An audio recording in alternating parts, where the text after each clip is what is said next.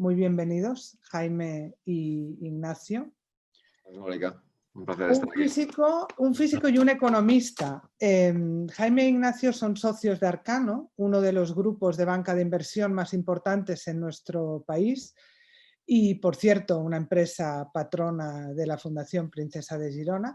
Jaime es el consejero delegado y Ignacio es su chief economist. Pero Arcano también es conocido, y en este caso esto os interesa, por su labor de análisis y de perspectiva económica, ¿no? Vamos a cambiar de tercio, salimos de los teatros de ópera donde hemos estado en esta primera hora de la mañana para escucharles y para que veáis todos, espero, que también hay razones para el optimismo, ¿no? Sobre todo para los jóvenes, como os he dicho antes, para los jóvenes curiosos, inquietos y perseverantes. Gracias por estar aquí, Jaime e Ignacio, de nuevo, y os cedo la palabra y la pantalla. Mónica, muchísimas gracias a ti y a toda la Fundación y a todos los que estáis presentes hoy en este webinar. Como dice Mónica, mi relación con la Fundación es hace muchos años, casi antes que tú, Mónica, estábamos juntos desde tu arranque, ¿no? Y la verdad es que ha sido un placer y un privilegio para mí haber estado ayudando a la Fundación en la manera que he podido desde sus arranques, con la vocación siempre de ayudar a la siguiente generación, la que nos sigue, en desarrollar sus sueños, en construir su realidad y hacerla mejor para todos, ¿no? Desde Arcano, como decía Mónica, nos hemos también dedicado, es un banco de inversión que nos dedicamos a ayudar a compañías en procesos de compra, venta, fusiones, adquisiciones, buscar capital, invertir capital.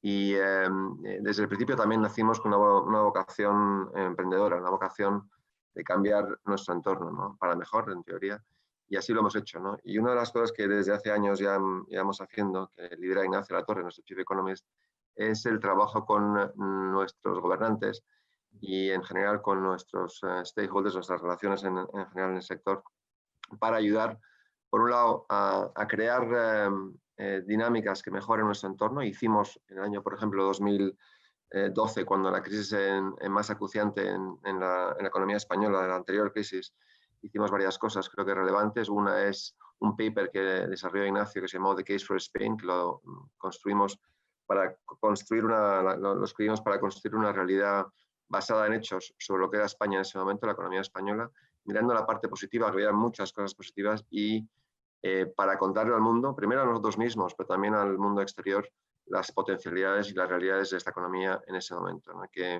Y que al final se demostró como cierto, ¿no? Y hicimos muchas predicciones que fueron todas muy reales, ¿no? Y eran todas positivas en ese contexto. Hicimos además también, desarrollamos un mercado para que compañías medianas pudieran financiarse fuera del mercado bancario, el mercado alternativo de renta fija, que fue un éxito en su momento también.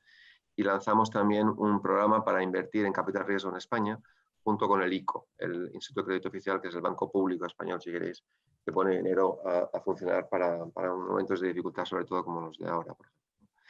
Con lo cual, nuestra actividad, más allá de la actividad del día a día de ayudar a compañías, clientes nuestros en sus necesidades, ha sido también desde el principio y muy claramente ayudar a nuestro entorno a mejorar, ¿no?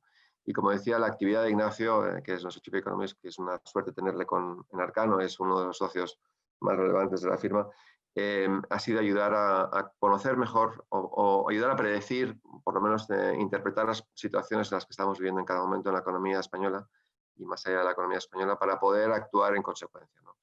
Hoy tenemos un equipo potente en desarrollo de modelos matemáticos y económicos para ayudar a compañías, como decía, a entender su entorno, y tenemos ya 70 y tantos clientes que nos pagan cada mes un dinero que no es normal para acceder a esa información, y eso es una gran suerte. La idea de hoy es contaros un poco nuestra visión sobre la economía española post-COVID-19 y sobre todo el impacto del mercado laboral, ¿no? Primero una visión más conceptual y más de impacto económico y en sectores, y luego una visión un poquito más de qué se puede hacer, ¿no? para poder en este entorno salir adelante y con éxito, ¿no? Si os parece, Ignacio, arrancamos con tu parte de la presentación y luego acabaré yo un poco unas ciertas reflexiones. Y la idea al final, Mónica, es que tengamos un debate lo más amplio posible, ¿no? Con la gente que está presente, que nos preparéis preguntas, que hagáis preguntas, porque creo que lo fundamental de esto es que os sea útil a vosotros y por tanto las preguntas que tengáis no las ocultáis, no las guardéis y nos las contéis, ¿no? Es esencial, ¿no? Gente como habéis visto ahora mismo, ¿no? Antonio o Pablo o Rafael han construido su realidad a base de hacer preguntas. Yo creo que todos tenemos que preguntar para construir mejor información y actuar en consecuencia, ¿no? Yo os animo mucho a que hagáis preguntas durante la presentación y al final creo que Mónica no nos será un poco el intermediario entre vosotros y nosotros para las preguntas. Sí, perfecto. Pues Ignacio. Pues muchas gracias, Mónica, Jaime y a todos vosotros por estar hoy presentes. Yo voy a hablar como una media hora de lo que está ocurriendo con la situación médica, porque creemos que cualquier análisis de la situación económica que no tenga en cuenta la situación médica, pues es un análisis que se queda cojo. Y lo que hemos intentado es analizar todos los papers científicos que han ido apareciendo en la parte médica para sobre eso construir un futuro.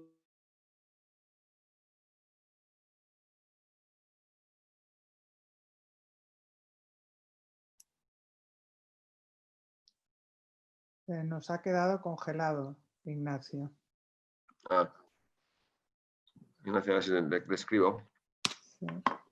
Antes ha funcionado perfecto. No sé si él se ha dado cuenta. Me voy a llamar. Pero es raro porque antes ha funcionado perfecto. Y Ignacio lleva haciendo esto. Sí, sí, no, seguro. Todo. Llevamos escribiendo papers y haciendo webinars de estos desde hace 3 meses. Le estoy llevando. A lo mejor es que salga y vuelva a entrar, porque... Voy a escribirle.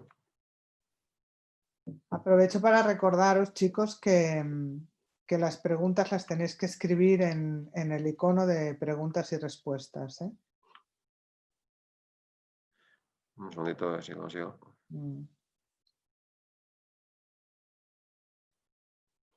Ahora, ya vuelve a estar aquí. Ahora tienes que activarte el micro, Ignacio. ¿Estás en mute, Ignacio? Sí, disculpad, ha sido la ley de Murphy. Nunca se me había cortado y justo se ha cortado internet en este momento. Voy a compartir la pantalla y espero que no se vuelva a cortar. Vale, os decía que el ser humano en general, cuando le atacas por la vía del miedo, reacciona y consume mucho más una noticia que cuando le atacas por el lado de la razón. Aquí os pongo una imagen de la gripe española, que en realidad sabéis que es una gripe que se propagó desde Kansas y la cepa venía de China, que sabéis que produjo pues, 20 millones de muertos. Es interesante porque el impacto en el PIB mundial de esta epidemia fue de 5 puntos de PIB. Y la epidemia que estamos viviendo, que tiene una mortalidad radicalmente inferior a la que tenía la gripe española, va a costarnos 6 puntos de PIB. ¿Y cómo es posible que si son muchos menos muertos te genere el mismo daño en una economía? Es por el miedo al virus. Lo que hace daño a una economía no es tanto el virus, sino el miedo al virus. Eso es lo que provoca que dilates decisiones de consumo y de inversión y a partir de ahí pues, puedes tener escenarios económicos similares, aunque médicamente sea inferior. Aquí observáis cuál es la tasa de mortalidad del COVID, que es 0,004%, y cómo contrasta, por ejemplo, con la gripe española, en la que murió un 2,5% de la población mundial, sobre todo gente joven. Y decía que hay que distinguir lo que va a ocurrir seguro frente a lo que es posible que ocurra, porque cuando analizáis 300 años de pandemias, y cosa que hemos hecho nosotros, todas vuelven. La idea que decía Trump, que esto desaparece en julio y que ya no volvemos a saber de ello, pues científicamente no es correcto. Es posible, pero no hemos visto jamás una pandemia que no vuelva. Cuando analizas estos 300 años, ves que las pandemias pueden volver de 3 formas diferentes, ¿no? Esto es lo que es los escenarios posibles, ¿no? Que vuelva con la misma intensidad con la que nos ha atacado en primavera a nosotros y en invierno en China, que sería el escenario 1. El segundo escenario sería que vuelva con más intensidad, que sería el escenario 2. Esto es lo que ocurrió con la gripe española. Cuando llegó la primera oleada, estábamos en primavera del 18. Al llegar en otoño del 18, pues mató mucha más gente que en primavera. Y el escenario 3 es que se produzcan nuevos brotes, pero sean de menos intensidad. Entonces, es muy importante tener claro en la parte médica cuál es el escenario que vamos a abrazar, porque en base a ese escenario puedes pronosticar lo que va a ocurrir con el PIB. Nuestra impresión es que, bueno, primero, analizando la historia, casi todas las pandemias, como la forma que han tenido de volver ha sido escenario 1 o 2, solo una pandemia volvió como escenario 3, pero analizando todos los datos creemos que lo más razonable es que esta vez el COVID, cuando vuelva, se va a comportar como un escenario 3. Y lo decimos porque, por ejemplo, cuando analizáis las partidas de defunciones de la gente que fallecía en la segunda oleada en el año 18, mucha gente moría de infección. Era una época que ni siquiera existían los antibióticos, la penicilina. Y comparar ese tipo de escenarios con los actuales, donde tenemos un sistema hospitalario pues, mucho más avanzado, no es razonable. Y también tened en cuenta que muy posiblemente el año 19 mutó la enfermedad. Y claro, el problema es que cuando has pasado la enfermedad te haces inmune a no ser que mute. Y ahora puede mutar el coronavirus, pero no muta el COVID. No hay evidencia de que esté mutando. Por lo tanto, creemos que entre la gente que ha pasado ya la enfermedad y cómo está el sistema hospitalario y sobre todo los hábitos de distancia social y las apps que vamos a utilizar, lo más razonable es que observemos un escenario 3. Dicho esto, en mi opinión, pues estimados económicos como los del Banco de España, el Fondo Monetario, la Unión Europea, están descontando más pues, que en julio desaparece la enfermedad y que poco a poco se va normalizando la actividad económica y no están descontando que los rebrotes de otoño vayan a provocar nuevas dilaciones en el consumo. Yo creo que por eso tenemos diferentes estimados. Nosotros creemos que el PIB va a caer 13 puntos este año, en tanto que la Unión Europea, Banco de España, el Gobierno de España están más en 8 y yo creo que tiene riesgo bajista.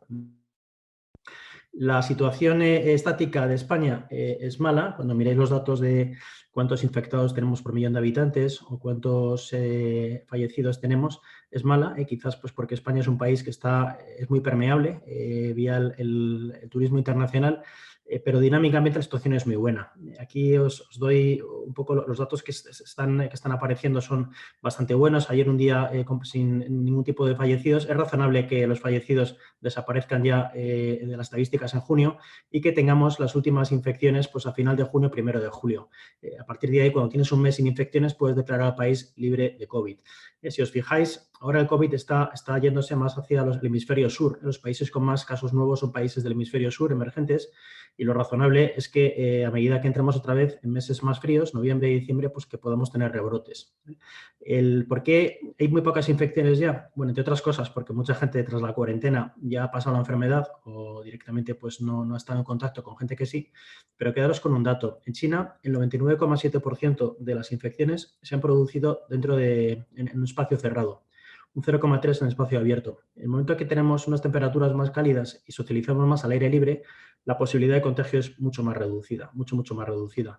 Y en este contexto es razonable, pues según nuestro modelo que hemos construido, pues observar cómo nos vamos a una situación donde básicamente los nuevos casos van a ser completamente testimoniales. El dato relevante que tenéis que tener en la cabeza es la incidencia acumulada, que son nuevos casos en los últimos 14 días por cada 100.000 habitantes. ¿Vale? Ese dato debería estar por debajo de 50 y ahora mismo lo tenemos por debajo de 10. Entonces, cuando veáis una noticia de ha habido un rebrote el otro día en Corea del Sur, vuelve otra vez un rebrote. Me miré el dato y subía la incidencia acumulada de 9 a 9,3. Es decir, que de nuevo ves la diferencia entre el titular y cómo analizar el dato, y el análisis es lo que te permite al final la toma de una decisión racional. ¿Qué va a ocurrir con la economía? Nuestra visión es que el impacto en la economía, esa sopa de letras que debatimos todos, de si la recuperación va a ser en forma de V, como decía Calviño, o de U, o de L, W. Nuestra visión es que va a ser como el logo de Nike. Veremos una contracción histórica del PIB en el segundo trimestre. Entre el primero y el segundo trimestre el PIB debería caer unos 31 o 32 puntos, es decir, la mayor contracción desde la guerra civil. Y luego debería iniciarse una recuperación que no va a ser en forma de V, va a ser lenta, y solo vamos a recuperar el nivel de PIB anterior a la crisis a finales del año 2022. Esta es la situación económica que nos parece razonable. Tened en cuenta que, aunque aparezcan rebrotes, cuando aparezcan, aunque no sean muy fuertes, la gente va a reaccionar con confinamientos voluntarios, la gente va a reaccionar difiriendo toma de decisiones como comprar una casa, como comprar un coche, las empresas también, y todo eso va a provocar que la normalización pues, no sea rápida, sino que tardemos un par de años. Dicho esto, esta crisis va a ser mucho mejor que la de 2008. Y os digo por qué. Cuando entras en una crisis es como entrar en un túnel. Si entras en un túnel, puede ser largo o no el túnel, pero si ves la luz al final del túnel, las decisiones son muy diferentes que si no ves la luz al final del túnel. El túnel de 2008 era imposible ver la luz, en tanto que en este sí sabemos que está causado por un shock exógeno, que es esta pandemia, y las pandemias nunca duran más de 2 o 3 años. Si conseguimos la vacuna en primavera del año que viene, pues incluso menos. Eso es una gran diferencia. Y la segunda gran diferencia es que la economía es como un cuerpo humano. El corazón es el banco central y la misión es bombear sangre, y especialmente bombear mucha sangre cuando detectas que el cuerpo está malo. Nosotros, que somos ciudadanos y empresas, somos músculos y para que funcionemos hace falta que alguien coja la sangre del corazón y la traslade hacia los músculos. Ese alguien es el sistema bancario. El sistema bancario en 2008 una parte era insolvente y la parte que no era insolvente era ilíquido. Y eso lo que provocaba es que por mucha sangre que bombeara el BCE no llegaba a los músculos, todo lo contrario. El sistema bancario retiró 30 puntos de PIB de la economía española y eso provocó pues una recesión histórica y eso provocó que tardáramos 10 años en recuperar el PIB anterior a la crisis. Esta vez la banca que tenemos es una banca que es solvente y que es líquida, es decir, que sí que va a actuar como nexo de transmisión de la política monetaria, haciendo llegar la sangre a los músculos y esto lo que va a provocar es que esta crisis pues, tenga una naturaleza mucho más benigna que la anterior. Por poner en un contexto histórico la caída que esperamos de PIB de 13 puntos, si miramos los últimos 200 años, que hay series de PIB de España, desde se han calculado, solo nos superará la caída de PIB que se produjo en el año 36 con la Guerra Civil Española, que perdimos 23,5 puntos. Fijaos que en el 1868 fue la Revolución Gloriosa, una situación también cuasi bélica, y se perdieron 12,4 puntos. Es decir, que vamos a ver la segunda mayor contracción de PIB en los últimos 200 años. A nivel sectorial, aparecen todos los meses encuestas de empresarios y gestores de compras que les preguntan cómo ves la situación. 50 es la neutralidad, quiere decir que ni bien ni mal. Por encima de 50 están viendo con optimismo el futuro, por debajo de 50 pues ven que la situación está claramente en contracción. Muchas veces para adivinar lo que va a ocurrir con la economía, más que leer el PIB, que siempre llega muy tarde, o escuchar a gente como yo, que como decía Galbraith, las predicciones económicas hacen de la astrología una ciencia respetable, pues lo mejor es que escuchéis a los gestores de compras. Esos gestores de compras, una vez al mes, os dan este dato, que es el PMI. Si sale un PMI que está por encima de 50 es bueno, por debajo de 50 es contracción. Dicho esto, en abril lo que observamos es que todos los sectores dieron el PMI más bajo de su historia. En España salió en 8 el PMI, para que lo pongamos en contexto. Vale, pero ya vemos cómo se ha producido una subida abrupta del PMI en el mes de mayo. ¿Seguimos en negativo? Sí, pero hemos pasado lo peor. Yo creo que hemos alcanzado un punto de inflexión, empezamos a ver reactivación clara y se empiezan a observar brotes verdes. Están en la confianza del consumidor en Estados Unidos, hemos visto también mejoras en la actividad industrial. En el conjunto de Europa ha salido un PMI manufacturero fuerte ayer. Yo creo que poco a poco vamos a dejar lo peor atrás, iniciamos el proceso de recuperación. Si es más o menos rápido va a depender de la política monetaria y sobre todo de la política fiscal, el famoso Fondo Europeo.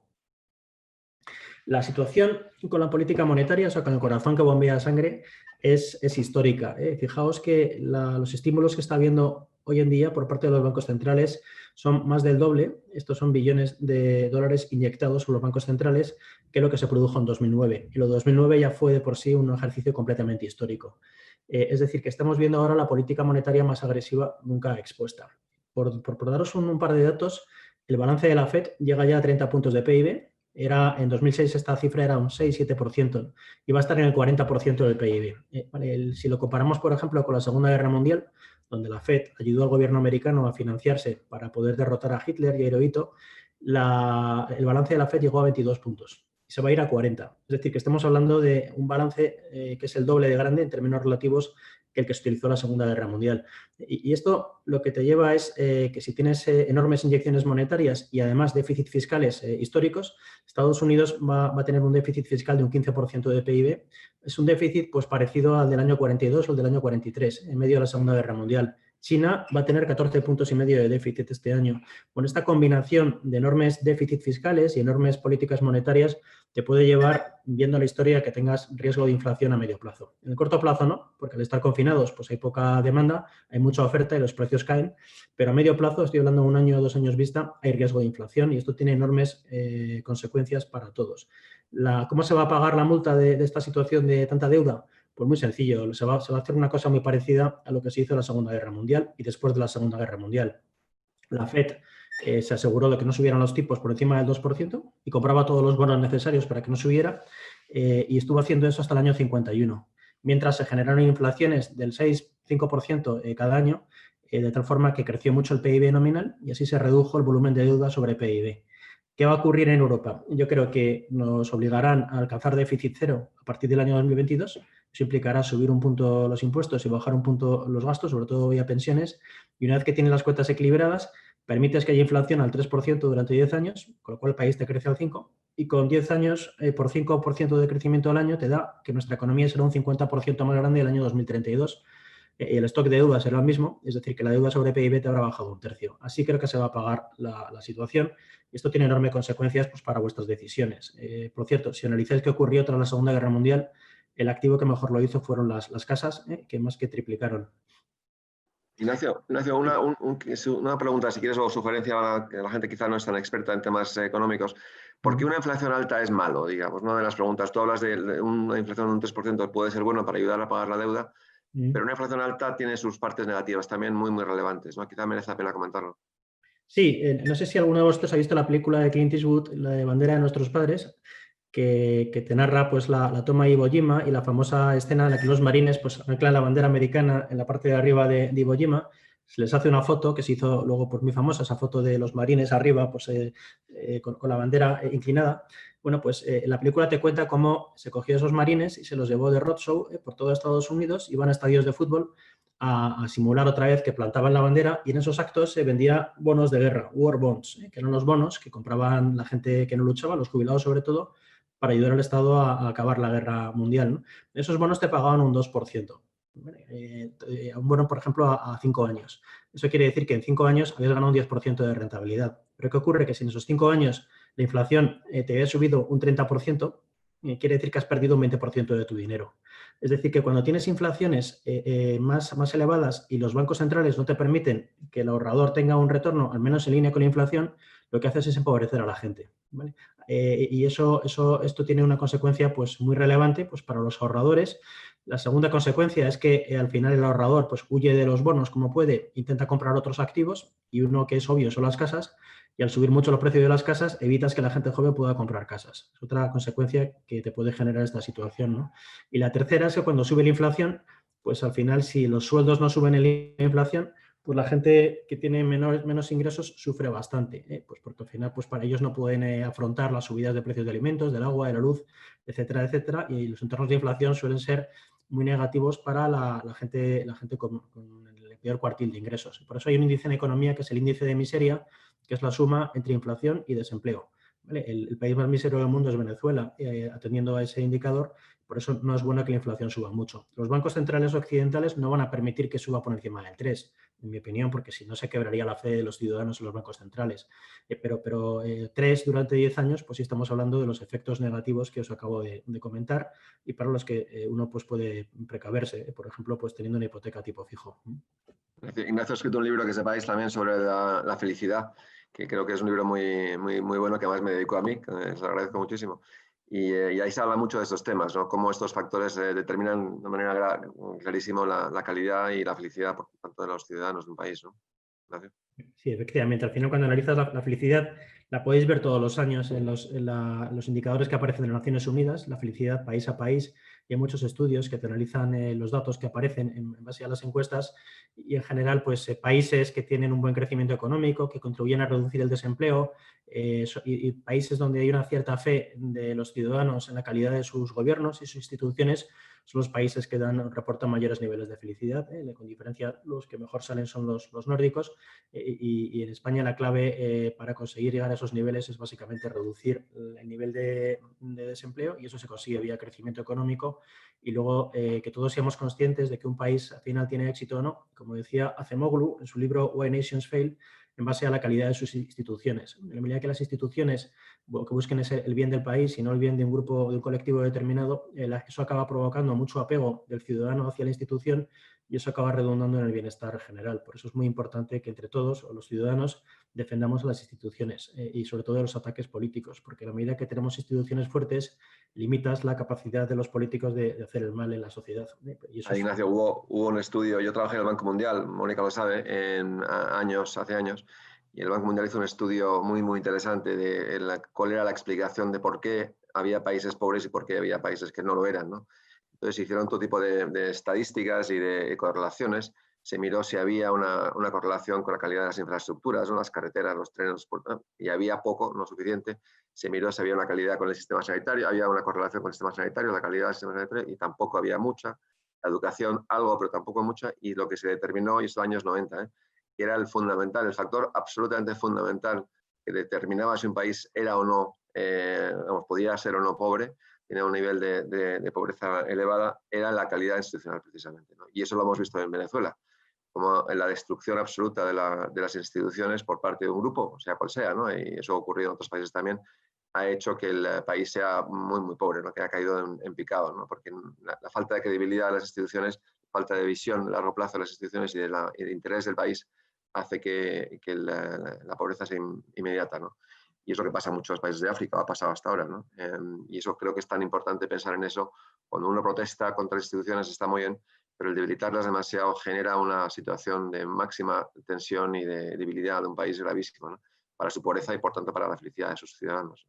Completamente, completamente. Y la otra derivada de eso, y esto lo podéis aplicar para vuestras vidas, no solo para los países, había un historiador inglés que se llama Bernard Lewis, que era experto en el Islam, y él lo que dijo es que cuando analizas las civilizaciones y los pueblos y la historia, el éxito o el fracaso relativo de un país, y os digo que lo podéis aplicar a vuestra vida también, es cuando te van las cosas mal, es si reaccionas preguntando qué nos han hecho o si reaccionas preguntando qué he hecho.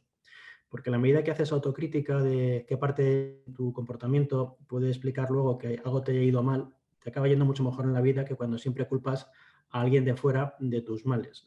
Y esto en tiempos de populismo creo que es especialmente relevante, ¿no? Pues la culpa de todo de los inmigrantes.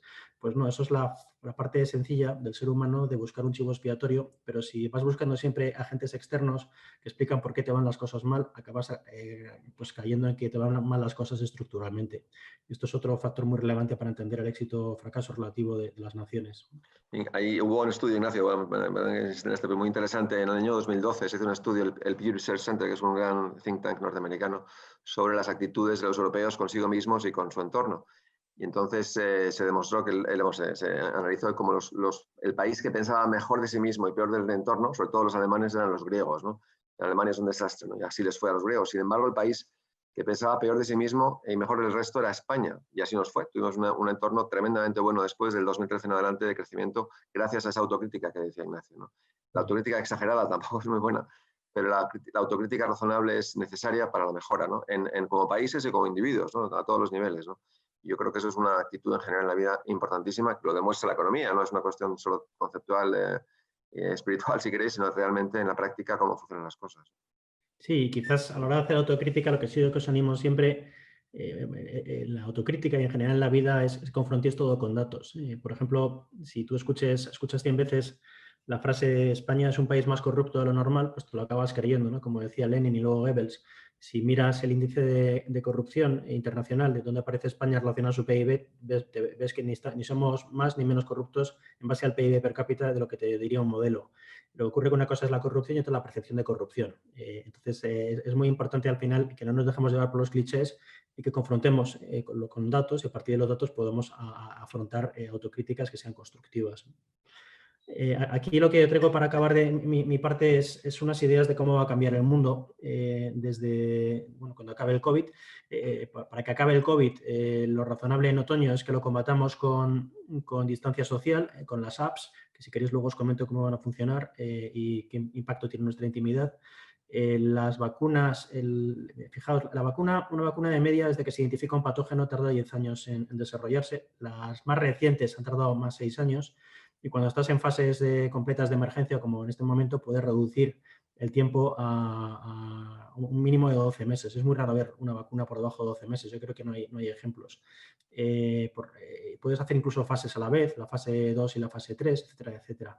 El tema aquí es que cuando hablamos de que una vacuna podría estar lista en otoño, se refiere al uso de emergencia, que es, oye, pues dado que no hay ningún tipo de vacuna y puede venir mal para una población vulnerable, la gente mayor, los sanitarios, vamos a dar vacunas en prueba en fase 3 a estos colectivos, pero en ningún caso sería una vacuna para todo el mundo, sería solo para usos muy concretos porque todavía no conoces bien los efectos secundarios. Es decir, que lo razonable es que tengamos una vacuna desarrollada hacia el segundo o tercer trimestre del año que viene. Y que sepáis también que nunca se ha desarrollado una vacuna con éxito para un coronavirus. El motivo es que tampoco había muchos incentivos porque desaparecieron relativamente pronto. Y que sepáis además que los coronavirus llevan con nosotros desde el año 1350, Ha habido 7, el primero llegó entonces, pero casi todos los últimos 5 han llegado en los últimos 150 años y de una forma mucho más mortal que al principio. Y parece, y eso es una cosa interesante, que tantos siglos de exposición al coronavirus puede haber provocado que ciertas personas desarrollen inmunidad frente al COVID, a pesar de que no hayan estado expuestas al COVID. Es decir, esto se llama el cross immunity. Y si fuera así, pues sería un dato muy positivo, porque entonces el nivel de gente inmune que tendríamos es superior a lo que a priori podrías plantear. Los remedios que hay, el Redensivir, pues tampoco parece que sea mano de santo, solo sabemos que te reduce 5 días de estancia en los hospitales, es decir, que tenemos que estar preparados para un otoño sin remedios médicos y posiblemente pues ya para el año siguiente sí lo tendremos, ¿no? Entonces, ¿cómo va a cambiar el mundo cuando esto desaparezca?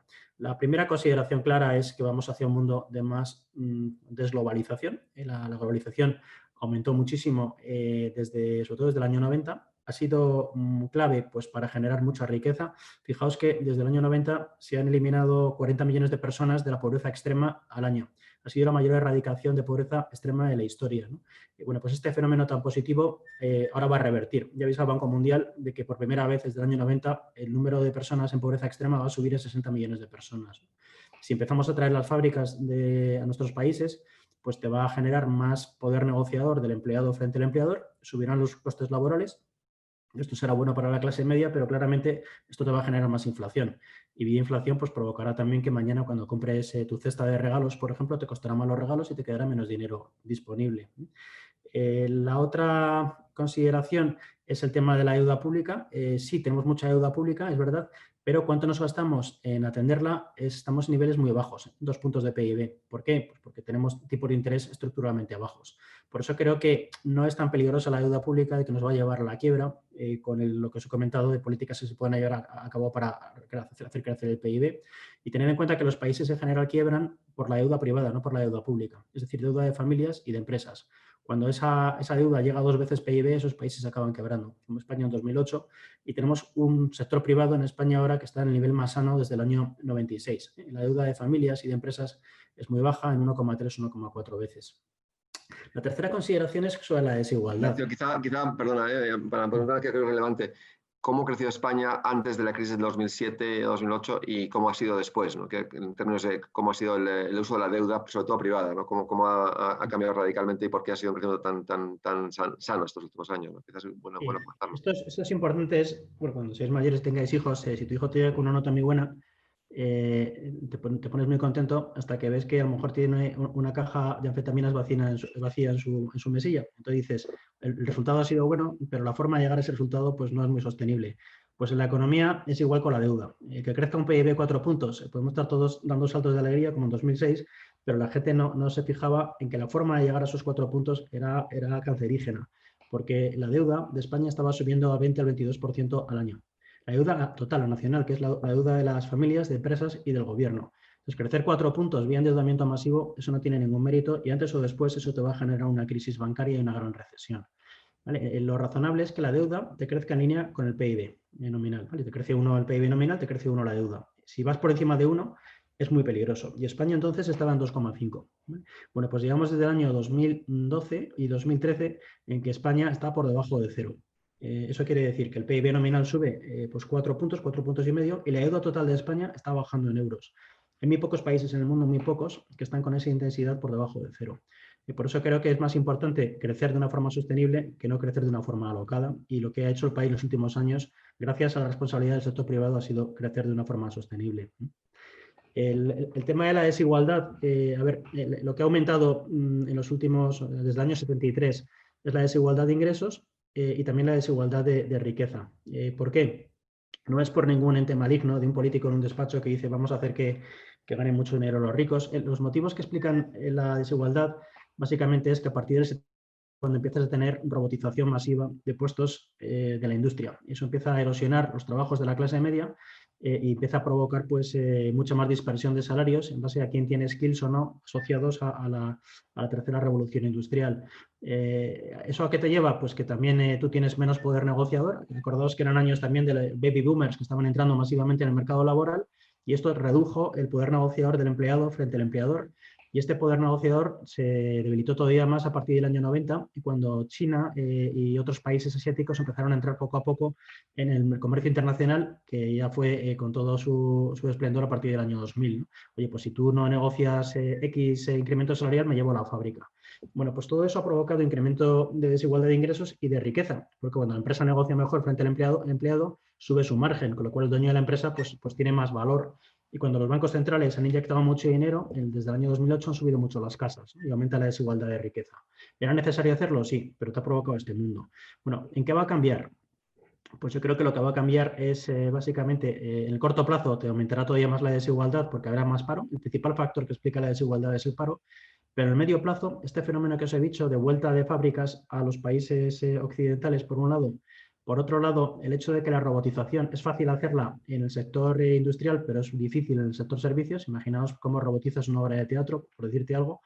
Y tercero, por el hecho de que empiezan ya a jubilarse los baby boomers y apenas hay nuevos jóvenes entrando al mercado laboral en relación a los que se están retirando, se retira más gente de la que te entra, lo que te va a provocar esta situación a medio plazo es, en mi opinión, una reducción de desigualdad de ingresos y de desigualdad de riqueza, especialmente en este contexto de yield control que os he dicho.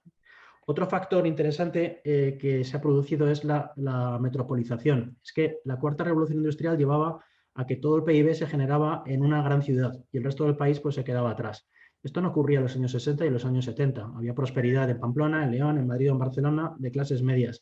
Desde el año 80 casi toda la actividad económica la lleva Madrid, la lleva Barcelona, un poquito Valencia, un poquito Málaga y nada más. Y eso te provoca pues, mucha desazón, desigualdad geográfica, que luego te explica el populismo, y también pues, que la gente tenga menos fe en su sistema político. Bueno, pues el teletrabajo puede revertir esta tendencia y esto puede ser algo positivo, incluso te podría generar más natalidad, porque es más difícil pues, tener chicos o niños en ciudades muy grandes versus pueblos o ciudades más pequeñitas. La digitalización, obviamente, es el otro winner en esta situación. Lo que tú al final sabes que un trabajador se puede infectar, un robot no. Y también hazte la pregunta de si vas a un restaurante, ¿qué prefieres que te traiga la cerveza, un humano o un robot? Bueno, pues esto lo que te va a generar es mucha más inversión en robotización y en automatización. Y esto te va a llevar, en mi opinión, a riesgos en ciertos colectivos. Por ejemplo, en España hay 100.000 personas que trabajan en call centers, tenemos 80.000 taxistas, tenemos 200.000 camioneros. Bueno, pues la aceleración del vehículo autónomo, la inteligencia artificial te va a generar colectivos vulnerables y es crucial aprovechar estos últimos años para, a través de la formación continua que ahora os comentará Jaime, reentrenarlos. Otra idea es que la democracia liberal pues, tenía un prestigio cuestionado. Bueno, pues el hecho de que algunas democracias liberales de tinte más populistas hayan reaccionado muy mal ante el COVID, pues te puede generar más desprestigio de la democracia liberal y esto pues, puede ser peligroso a nivel geopolítico. Como os decía, pues si estábamos reduciendo masivamente la pobreza extrema y la desigualdad entre países, pues esto revierte o empieza a revertir, va a haber más pobreza extrema, van a volver a aumentarse las desigualdades entre el mundo rico y el mundo emergente.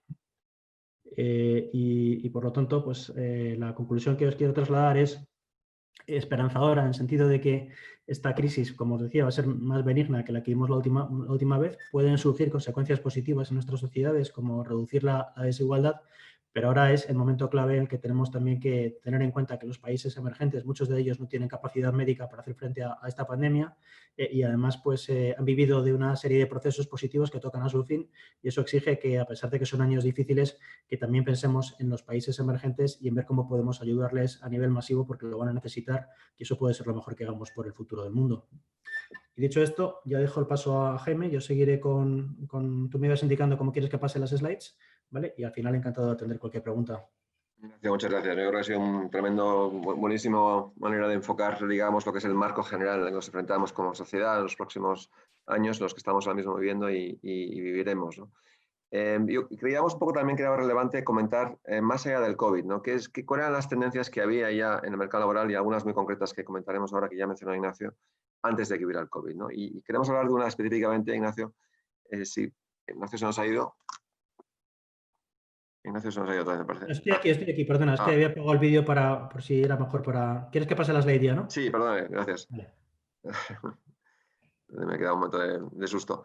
Un poco la idea primera es, como antes comentaba Ignacio, el riesgo que hay en España en concreto por el tema de la automatización y la robotización, ¿no? Aquí veis una gráfica, creo que es bastante indicativa, y que tenemos en España un porcentaje muy elevado de empleos, digamos, en riesgo de robotización, ¿no?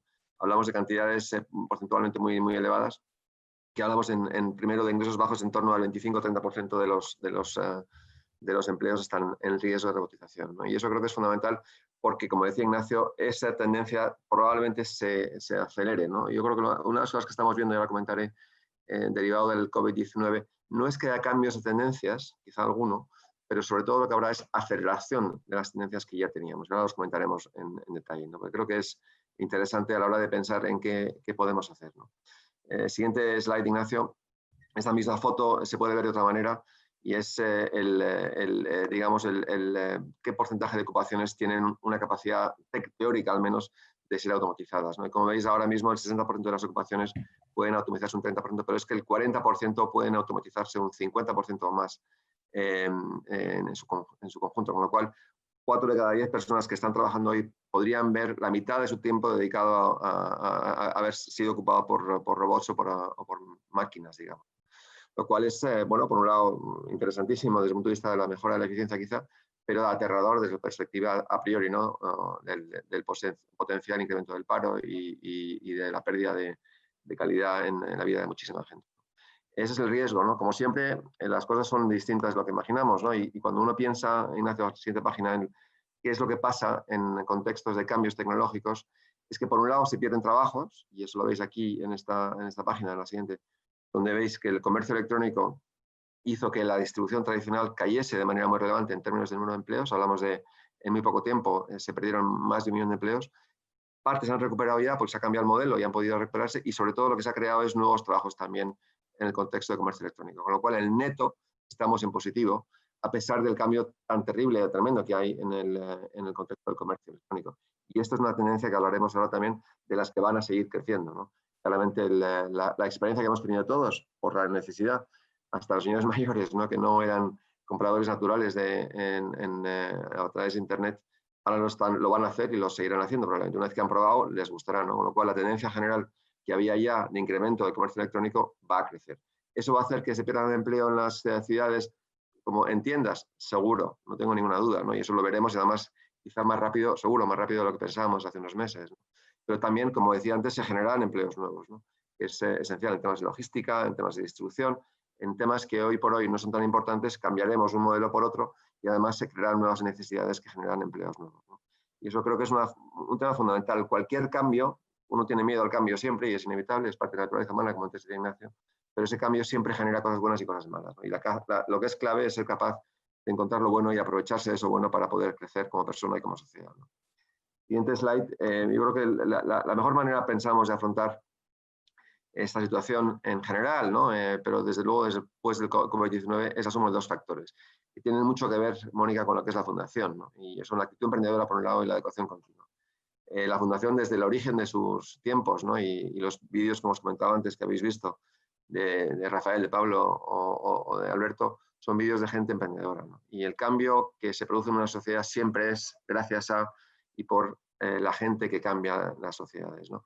Es importante recordar que las empresas, hay muchas compañías muy importantes que hoy son grandes compañías que nacieron en contexto de crisis, ¿no? Y ahí cito unas cuantas, ¿no? General Motors nació en 1908, después de una gran crisis que hubo en el año 7 y 8, derivado de un shock financiero, ¿no? Pues nació General Motors, que hoy es o ha sido una de las grandes compañías del sector automóvil del mundo, ¿no? Hewlett Packard nace en el 39, en el contexto de la Guerra Mundial, ¿no? Primera y Segunda Guerra Mundial. Con lo cual, otra compañía que transforma el mundo, que nace en un momento de crisis, ¿no? Burger King en el 1953, después de la Guerra de Corea. Compañías como Microsoft o Federal Express nacen en el contexto de la crisis del petróleo en 73. Y luego, por supuesto, Airbnb o Uber, que nacen en el contexto de la última gran recesión, ¿no? Las grandes compañías que hoy son referentes en sus industrias nacen precisamente en contexto de crisis. Siempre, como dice el proverbio chino, toda crisis es una oportunidad, y lo es una realidad absoluta para temas personales, pero también para temas sociales, ¿no? Y como país, ¿no? Y creo que eso es fundamental tenerlo en cuenta, ¿no? Nunca acabéis en el desespero por la crisis, al contrario, pensad siempre que estos entornos generan oportunidades. Y la actitud emprendedora es clave para ello, ¿no? Vamos a la siguiente slide, Ignacio, si quieres. Y ahí podéis ver cómo es de relevante la productividad para el crecimiento de un factor, del país. Perdón, ¿no? En los años de 70 al 2003, primera parte al final del siglo XX, hay dos factores siempre en el crecimiento económico. Uno es horas trabajadas, es más personas metiéndose en la base de trabajadores que producen, por tanto, y la productividad, es cuántas nivel de output por persona, por hora trabajada, se genera más, ¿no? Hasta el año 2003 era casi 50-50, ¿no? Pero desde 2003 hasta hace un par de años, en 2017, el incremento de horas trabajadas es menor porque hay cada vez menos gente. Tenemos un tema demográfico que no hay tanta gente entrando en el entorno de trabajo. Sin embargo, la productividad ha sido esencial, ¿no? Para poder producir ese crecimiento económico que es esencial, como antes decía Ignacio, para la felicidad y la igualdad en general, ¿no? Si vas a la siguiente slide, Ignacio, la productividad, el factor de innovación es esencial en la parte de la productividad que veíamos del crecimiento económico, ¿no?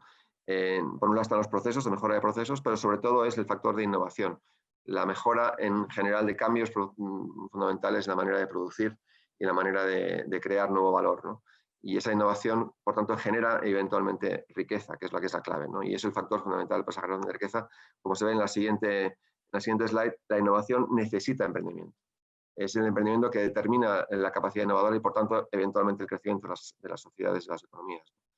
Y, por tanto, el emprendimiento, aquí veis los índices de emprendimiento de diferentes países, cómo es el factor fundamental para generar innovación y, por tanto, generar riqueza, generar empleo, generar igualdad, ¿no? Y es esencial que entendamos esto porque no es una cuestión solo de cambiar cosas, sino también de mejorar nuestro entorno y generar empleo, eventualmente. Aunque a corto plazo parezca que se puedan reducir empleo, sin embargo, se crea empleo, ¿no? Y mirad casos como Uber, ¿no? Uber claramente había un riesgo de que pudieran generarse desempleo de taxistas, ¿no? Y lo que ha pasado es que el mundo del taxi se ha transformado en muchas ciudades y están dando un servicio que antes no daban y mejoramos todos gracias a lo que es una creación de una innovación en algo tan simple como es un transporte urbano, ¿no? Y si veis el emprendimiento, como decía, no solo, siendo la Ignacio, genera riqueza, sino genera sobre todo los nuevos trabajos, ¿no? Estas compañías que os he comentado antes son innovaciones que en su día se hicieron o compañías que innovaron en su contexto, que crearon empleo, que han sido los grandes creadores de empleo, ¿no? Y es la clave es esta, ¿no? Innovar genera empleo y por tanto genera riqueza y por tanto genera igualdad y estabilidad social, ¿no? Y no es una cuestión, como decía, conceptual, es una cuestión muy, muy práctica y necesaria para cualquier sociedad, ¿no? Y eso lo demuestra en las estadísticas que estamos viendo ahora mismo.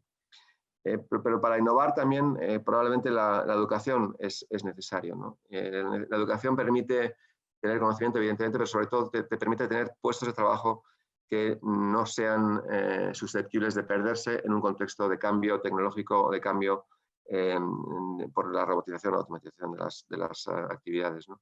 Y eso se ve aquí, en la educación, el porcentaje de empleos en riesgo de pérdida por automatización o robotización tiene muchísimo que ver con el nivel educativo, ¿no?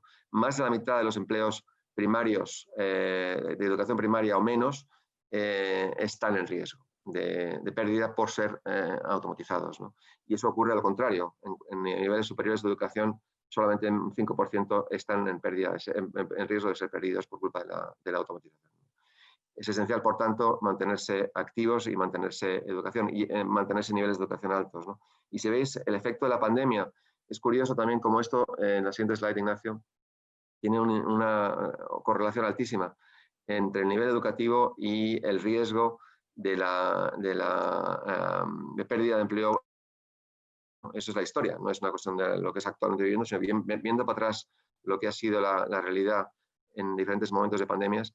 La educación avanzada a lo largo de 5 años no pierde empleo. Sin embargo, la educación básica, la gente que solo tiene educación básica, pierde en torno a 6 puntos del total de empleo, ¿no? Es decir, un cambio muy, muy sustancial, ¿no?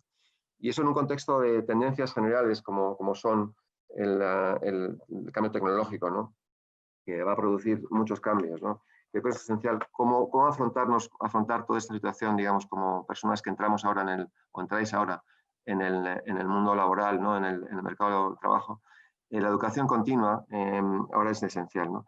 Y la tecnología lo permite, ¿no? El mundo de los MOOCs, que se llaman los cursos a distancia que existen, hoy puedes tener acceso a cursos que hace Harvard, que hace Stanford, sin salir de tu casa, ¿no? Y eso es algo que es un transformador porque permite reducir, y es esencial, el riesgo, digamos, de tu posición como trabajador a largo plazo, ¿no? Necesitamos que aquellos que están hoy en entornos laborales o puestos de trabajo que pueden estar en riesgo sean capaces de reeducarse y aceptar, digamos, adaptarse al nuevo entorno que va a cambiar y va a cambiar mucho, ¿no?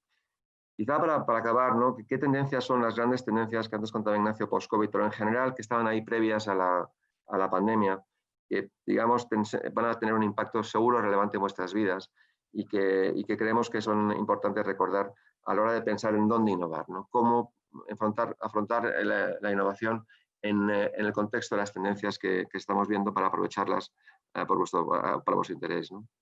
Hablábamos primero de la tecnología, el cambio tecnológico, 3D printing, la impresión 3D, teletrabajo, Big Data, Analytics. Hay un montón de dinámicas que están cambiando nuestro entorno y que necesitan innovación permanente, ¿no? Y entrar en esos entornos y van a ser transformadores de nuestra sociedad, ¿no?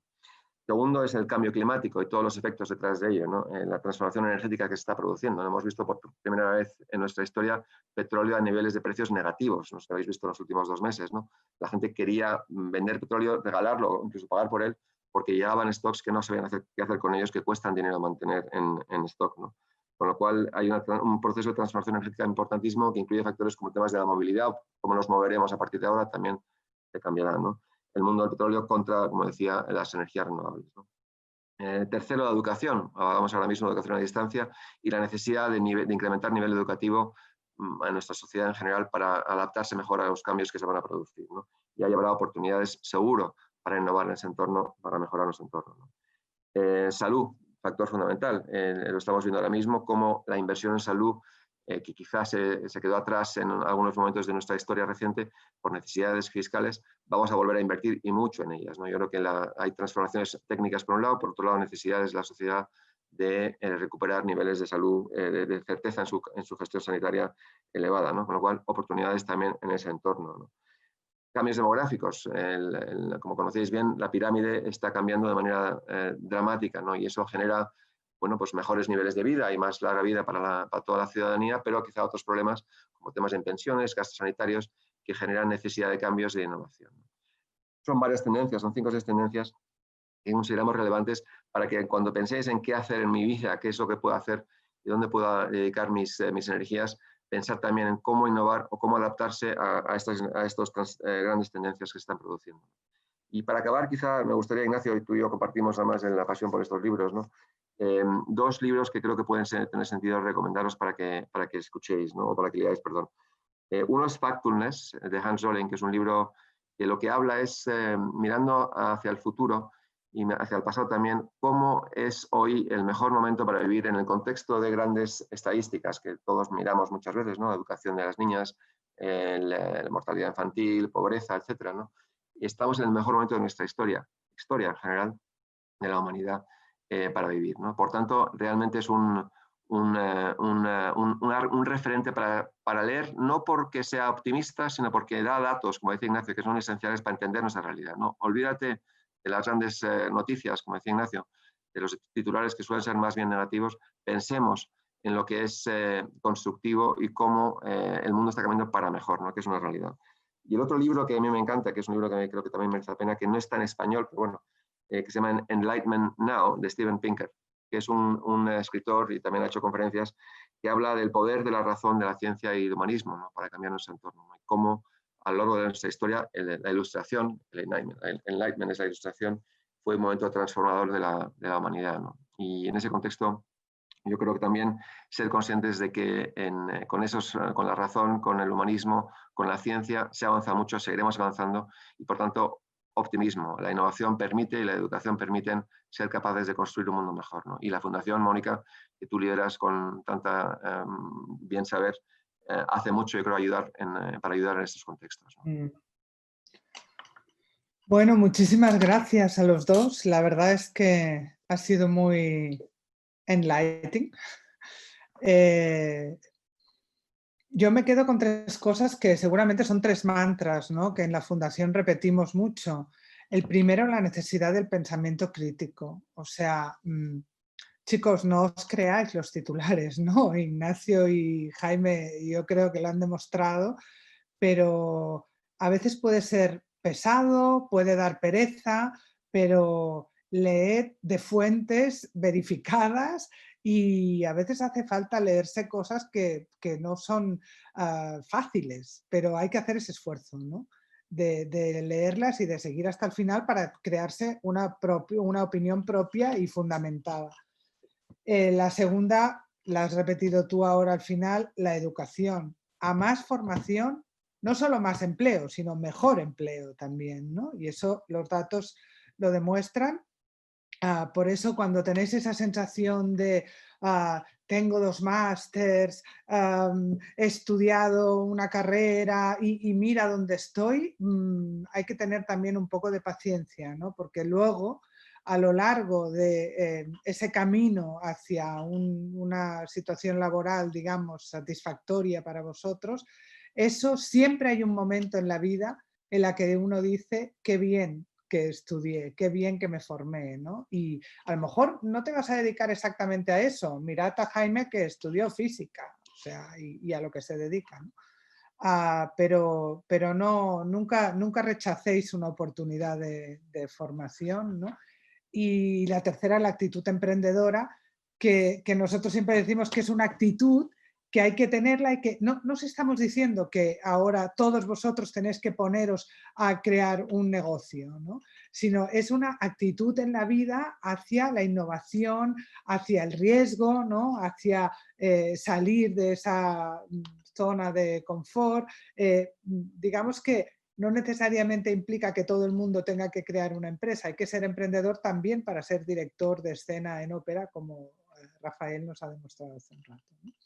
Entonces, bueno, hay muchísimas preguntas, yo no sé si vamos a poder contestarlas todas, pero bueno, Marc va a intentar agruparlas un poco para que vosotros podáis responderlas y si nos queda alguna por responder, pues también os las podemos pasar luego y podemos hacer una respuesta escrita o por audio, como sea. A ver, Marc. Efectivamente, Mónica, imposible, imposible contestar la cantidad de preguntas que hay. He intentado agruparlas. A mí me parece que hay una que es fundamental, que es directamente cómo va a afectar a los jóvenes, que digamos, o sea, qué papel tienen los jóvenes en la recuperación económica y sobre todo respecto a la crisis anterior. Habéis comparado mucho con la crisis del 2008, ¿no? Y aquí estamos hablando de que la recuperación llegará en 2022, más o menos. Entonces, ¿qué se puede hacer también en ese gap de tiempo tan incierto, ¿no? Con tantas dudas? Si queréis, vamos a ver, la recuperación se va a iniciar el año que viene, no en 2022. Lo que ocurre es que el año que viene creceremos 2/3 partes de lo perdido en 2020. ¿Vale?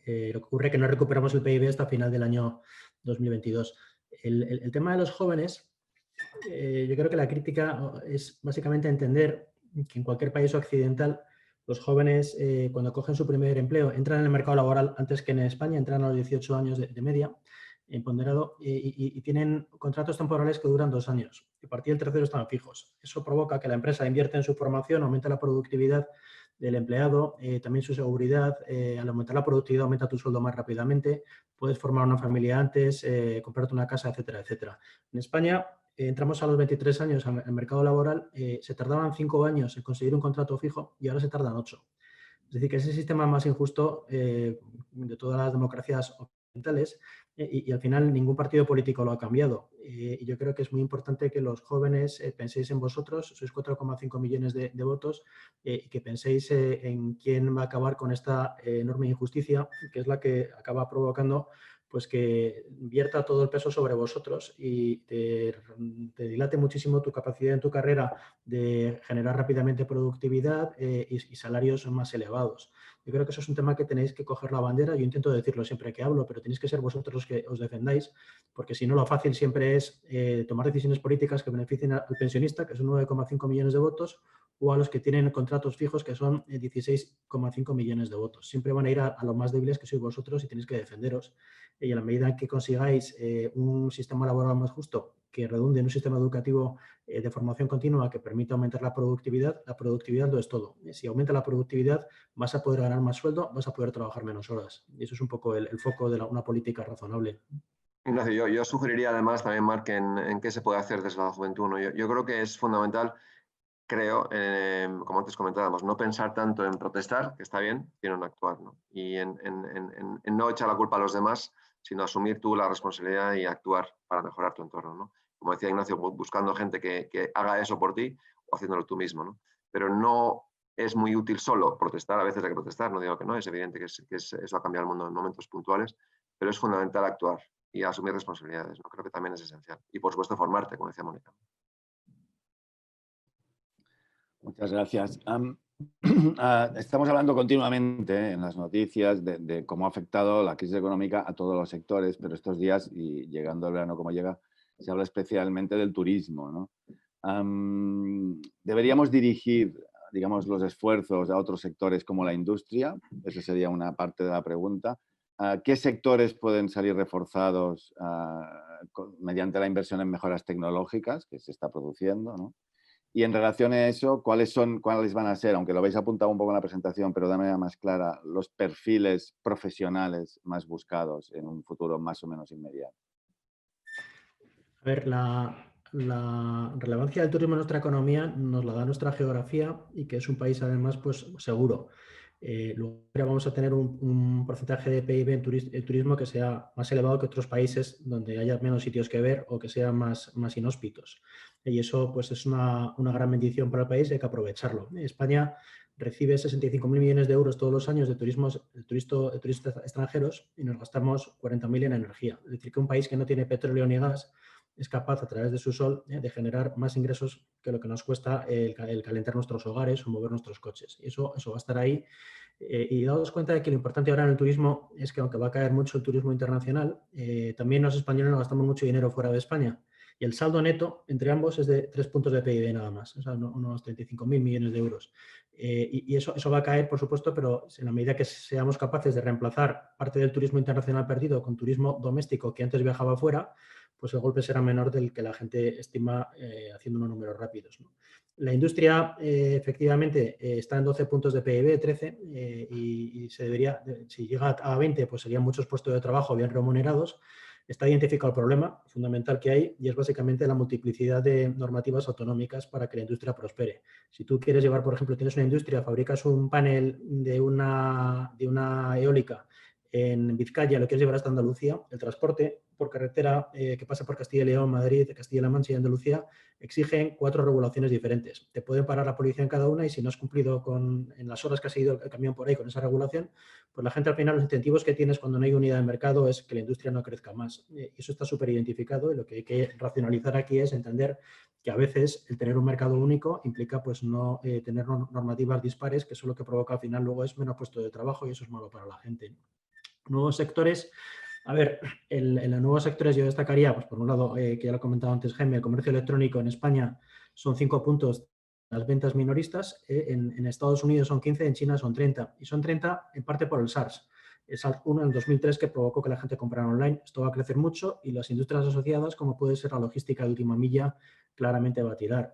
En el mercado residencial, el teletrabajo va a provocar que la gente busque casas no cercanas a las grandes ciudades, sino más lejanas, más baratas, con más espacio, y eso pues va a cambiar bastante, yo creo, los hábitos de compras de casas. Yo creo que si hay un sector hoy en día que puede coger el testigo del empleo que vamos a perder en el turismo es el sector promotor.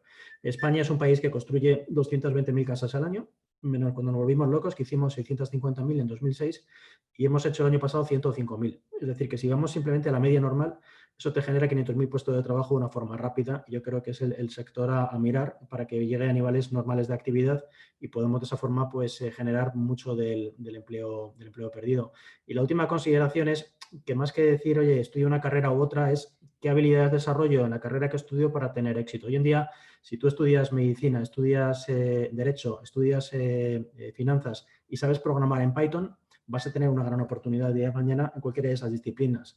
Si no sabes programar en Python, posiblemente es como acabar la carrera y no saber inglés. Entonces, yo creo que es muy importante entender que todo lo que es el proceso de creatividad asociado al proceso de tener los skills educacionales, en este caso con la programación, te va a dar una gran oportunidad. Y en la medida que no abracemos este tipo de formaciones y entender cómo va a cambiar nuestra profesión a futuro, pues nos veremos en una rueda bastante negativa.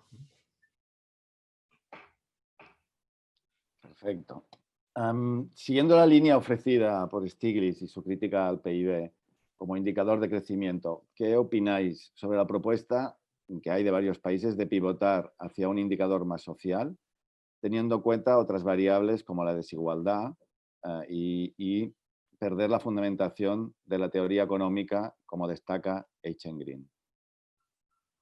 Pero el problema es que tú tienes que pagar las pensiones. Y las pensiones te las paga el PIB, no te las paga el bienestar social ni nada de eso. O sea, está muy bien y yo he escrito un libro sobre el tema de cómo intentar que las poblaciones además sean más felices, etcétera, etcétera. Pero el PIB es la herramienta básica que te permite pagar a los médicos, tener hospitales, tener colegios y pagar pensiones. Sin PIB no. Lo que ocurre es que hay que mirar el PIB y luego hay que mirar otros indicadores. Y hay muchos indicadores sociales. Lo que ocurre es que esos indicadores pues a veces te dan pues bastantes sorpresas en qué países salen arriba y cuáles salen abajo. Los mejores modelos son los nórdicos, yo creo que hay que complementarlo, pero el alejarnos del PIB yo creo que no es racional, es muy peligroso. Al final el PIB es lo que te crea empleo, cuando crea empleo reduces desempleo, y al reducir desempleo en general la gente está más feliz, ese es el principal indicador. Yo a Stiglitz le conocí, Marc, personalmente en el Banco Mundial, era el Chief Economist del Banco Mundial en mi época, y como yo estaba de jefe del presidente del banco, estábamos muy cerca de él, y él ha sido siempre un revoltoso, siempre le ha gustado plantear cosas para cambiar, aunque solo sea para generar ruido, digamos, ¿no? Y le acabaron echando el Banco Mundial, se peleó con Estados Unidos en aquella época y acabó siendo despedido, ¿no? Y es una persona brillante, premio Nobel, pero también más radical de lo que es necesario a veces, ¿no? Entonces sus ideas siempre van un poco más allá para empujar al entorno, que está muy bien, pero yo creo que, como dice Ignacio, hay que volver a la realidad, ¿no? Las pensiones se pagan con dinero, no se pagan con felicidad, desgraciadamente, y la gente necesita esas pensiones y ese dinero para poder vivir, ¿no? Y luego, como decía Ignacio en su libro, yo lo recomiendo mucho ese libro, no solo porque esté dedicado a mí, sino porque es un muy buen libro que habla sobre la felicidad y la desigualdad. Está muy relacionado una con la otra, ¿no? El PIB, el crecimiento PIB y el crecimiento del empleo son factores absolutamente determinantes en el factor de desigualdad y de felicidad, ¿no? Como dice Ignacio, no hay que mirar solo al PIB, pero el PIB es muy importante. Bueno, yo creo que la cantidad de preguntas que hay es infinita. De todas maneras, creo que es una buena solución que os pasemos algunas y si podéis contestarlas, aunque sea con un audio, luego nosotros las devolvemos a los participantes. Yo para cerrar me gustaría, digamos, recuperar un poco el inicio del planteamiento de Ignacio, ¿no? Y que nos digáis así, con un ítem muy sintético, ¿cuál es o sea, ¿hay una estrategia para disminuir el miedo? Que nos has dicho que era lo que realmente provoca las recesiones, ¿no? Sí, de hecho hemos publicado un paper que lo publicamos en abierto y lo podemos hacer llegar con ideas para reconstruir el país. Tenemos una crisis de confianza, tú no te vas a comprar un coche si has estado sometido a un ERTE, aunque luego te van a dar el trabajo. Y eso es un sector que son 8 puntos de PIB, posiblemente te cortes las vacaciones, y es un sector que son 12 puntos, entonces has comprado una casa y es un sector que mueve 7 puntos. Entonces la clave es luchar contra la desconfianza. Y eso pasa, en nuestra opinión, por políticas fiscales. Por ejemplo, tú puedes anunciar que desde el 1 de julio hasta el 30 de diciembre que se compre un coche, en vez de pagar un 21% de IVA, va a pagar un 12% de IVA. Y eso te puede hacer adelantar la función de consumo y de esa forma pues que el golpe no sea tan duro. En China, por ejemplo, se están dando vouchers. Oye, tú estás pagando ERTES, pues oye, yo te pido a cambio de que te pago los ERTES que me des habitaciones de hoteles en meses en los que hay poca ocupación. Y luego el Estado envía esos vouchers a la gente para que tengan noches gratis en hoteles y aumenta la ocupación hotelera en meses que no son muy obvios de turismo, ¿no? Pues igual se ha hecho también con la compra de coches. Y otra idea muy interesante que afecta a los jóvenes y que estamos defendiendo es implementar lo que se llama Help to Buy, que es una política por la cual cuando una pareja joven se quiere comprar una casa asequible, el banco, en vez de pagarte un 80% de la tasación en forma de hipoteca, te da un 95% y el Estado avala al banco por un 15%. Eso se ha hecho en el Reino Unido, estamos defendiéndolo en España. Si se aprobara esa medida, no te cuesta nada de dinero para el Estado, te va a provocar que mucha gente pueda acceder a la vivienda y automáticamente te va a generar mucho trabajo. O sea, son ideas relativamente sencillas que yo creo que ayudan a que la curva de confianza pues, no sea tan acentuada. Bueno, pues muchísimas gracias. Ya os hemos robado más tiempo del que os habíamos pedido. La verdad es que está muy bien que a uno se le queden preguntas sin respuesta, ¿no? Porque siempre necesita tener preguntas y además que yo creo que si reflexionáis un poco, igual alguna incluso vosotros mismos os la podéis contestar, ¿no? De todas maneras, vamos a pasárselas a Jaime y a Ignacio. Y bueno, os agradezco muchísimo, de verdad que ha sido un privilegio, un lujo teneros aquí y también el compromiso que tiene Arcano siempre con la Fundación Princesa de Girona. Gracias a los jóvenes por preguntar tanto, eso significa que habéis estado atentos, concentrados en lo que nos estaba contando Jaime y Ignacio y espero que además os haya despertado un poco el gusanillo de leer y de informaros de fuentes como ellos, muy contrastadas. Muchísimas gracias. Recordad que os esperamos a las 12 aquí de nuevo. Gracias de verdad, Jaime e Ignacio. Y Mónica, gracias Marc, también. Hasta pronto. A vosotros. Hasta muy luego. pronto. Hasta luego. Fundación Princesa de Girona, siempre con los jóvenes.